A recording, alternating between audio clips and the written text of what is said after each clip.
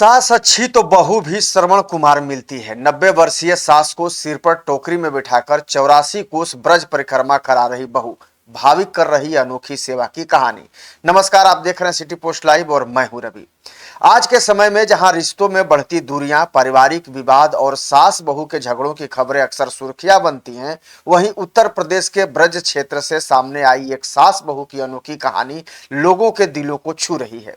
यह कहानी सिर्फ सेवा और समर्पण की नहीं, बल्कि उस अटूट रिश्ते की मिसाल है जिसमें बहू ने अपनी वृद्ध सास की इच्छा को अपना धर्म मान लिया। हरियाणा के गांव हताना की रहने वाली काजल चौधरी इन दिनों सोशल मीडिया पर चर्चा का विषय बनी हुई हैं। कारण है उनकी 90 वर्षीय सास चंद्री देवी के प्रति अद्भुत सेवा भावना।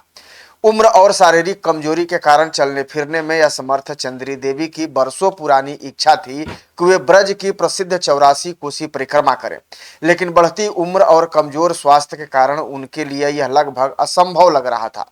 जब काजल को अपनी सास की इस अधूरी इच्छा का पता चला तो उसने इसे पूरा करने का संकल्प लिया। काफी सोच विचार के बाद उन्होंने एक ऐसा रास्ता चुना जिसने हर किसी को हैरान कर दिया। काजल ने एक बड़ा प्लास्टिक का टब मंगवाया, उसमें अपनी सास को आराम से बैठाया और फिर टब को अपने सिर पर उठाकर 84 कोसी परिक्रमा के लिए निकल पड़ी। 252 किलोमीटर की कठिन यात्रा है ये। जी हाँ, ब्रज की 84 कोसी परिक्रमा हिंदू धर्म में अत्यंत पवित्र मानी जाती है।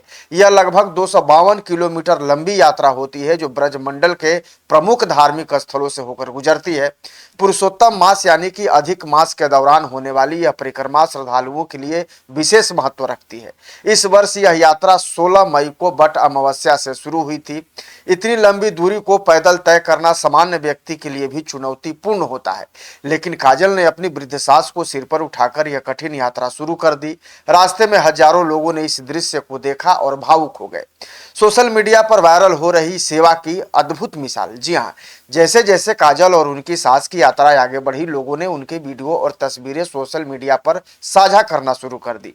देखते ही देखते यह कहानी वायरल हो गई। लोग काजल की तुलना पौराणिक पात्र श्रवण कुमार से करने लगे, जिन्होंने अपने माता पिता को कंधों पर बिठाकर तीर्थ यात्रा कराई थी।